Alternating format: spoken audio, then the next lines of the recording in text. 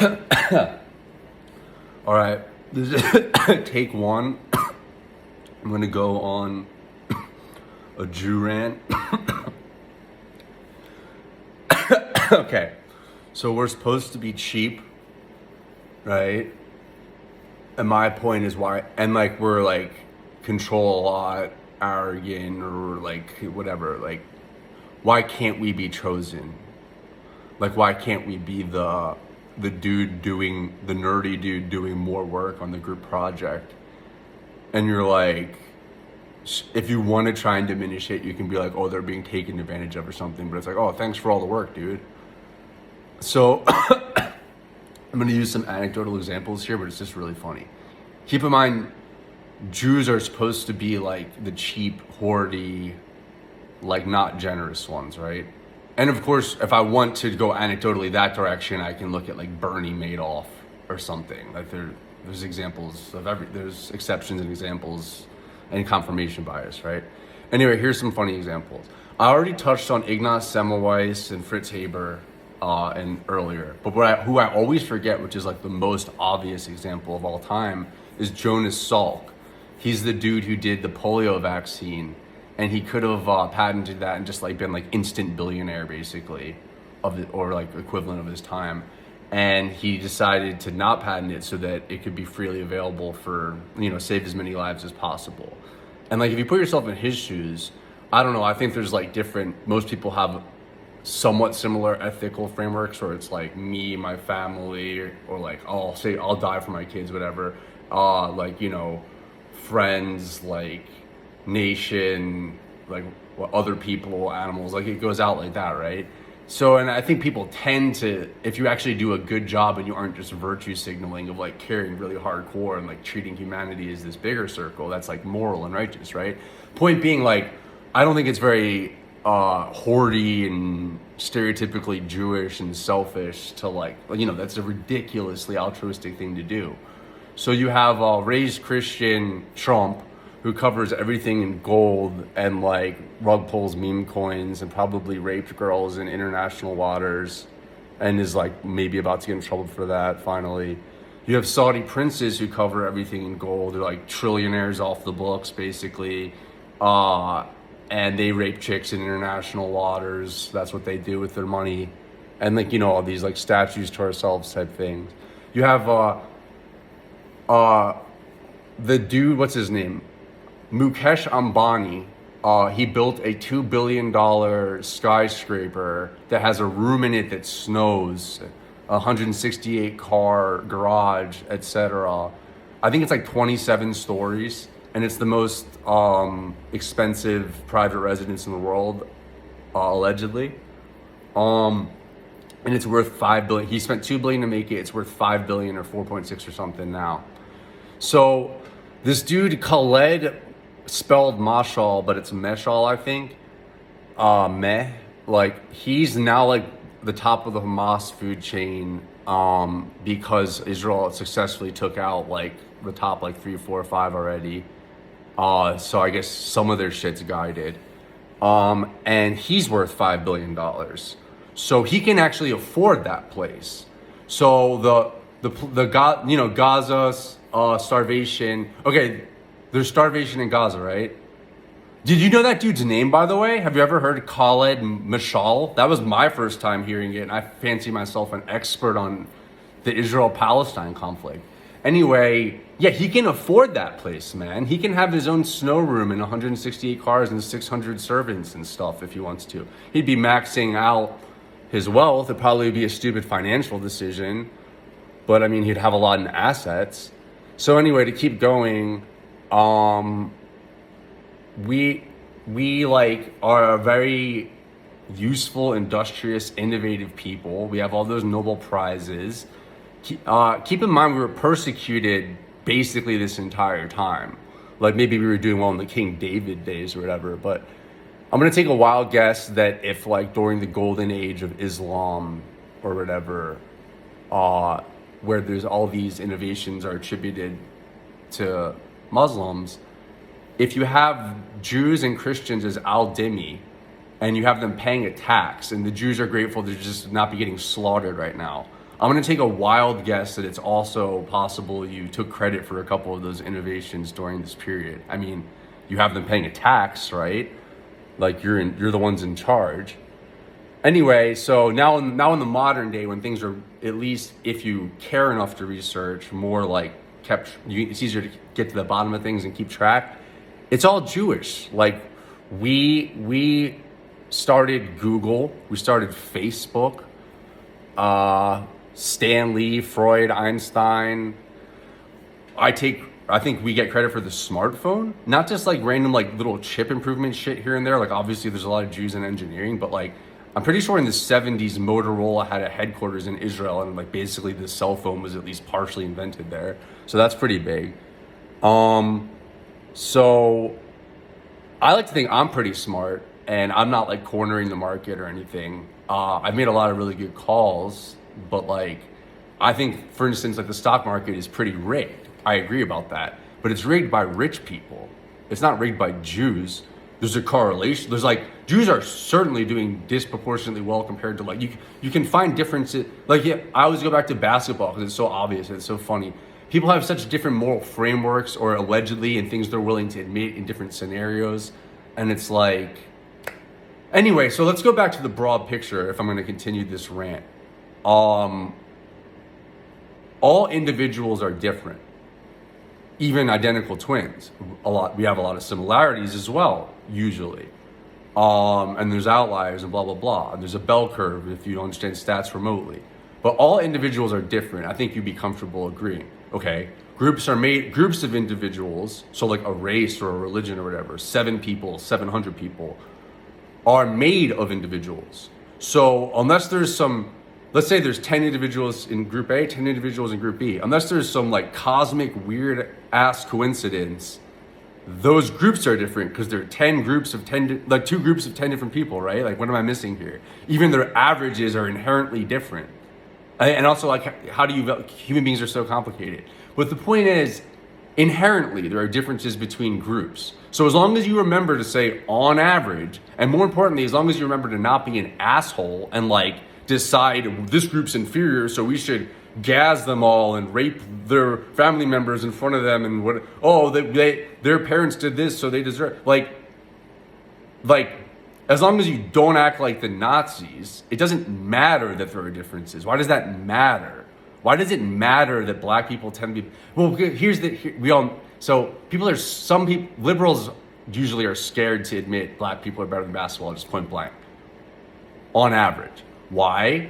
Because that comes with 2 sides of a coin. Like a racist, like right on the heel of that is like a KKK member would be like, yeah, they're just only physically good. Like this is from that movie, I forget, but like a monkey could do that, and they're like they could be brain limited. Fucking Joe Rogan said one of the most racist things I've ever heard, which he didn't get called out for as much as the second most racist thing he said, and all the N-word times. But anyway, also conveniently, individual differences far outweigh group differences. So I'm pretty sure I learned in Psych 101 there's like a 2 IQ point difference or some minuscule crap between like women are smarter and like whites are allegedly smarter than black people according to the IQ test.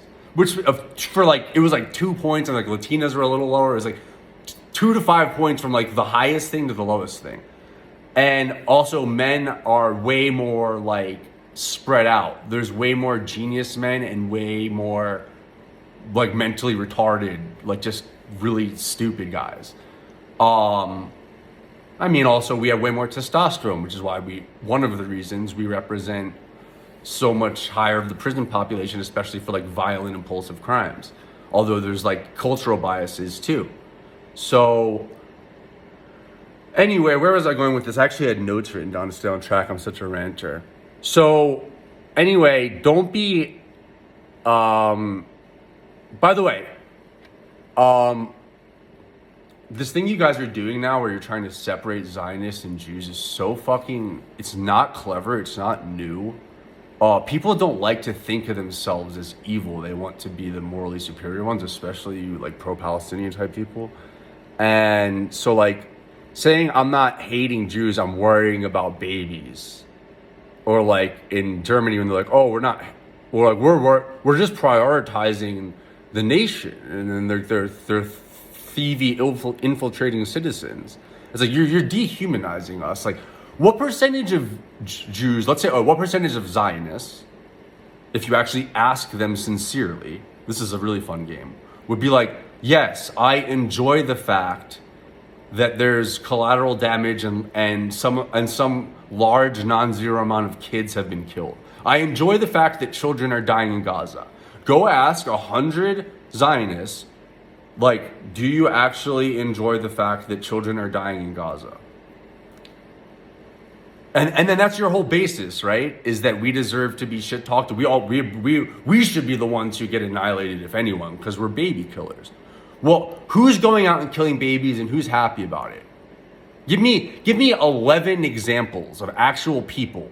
Don't give me a cherry-picked quote that, like, allegedly in context an Israeli politician on the far right said while in a rant trying to appease the more far right extreme or some shit like that.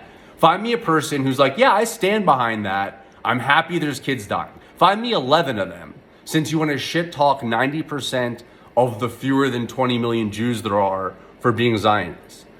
So anyway, Hitler didn't wake up like wanting to kill millions of innocent people that day.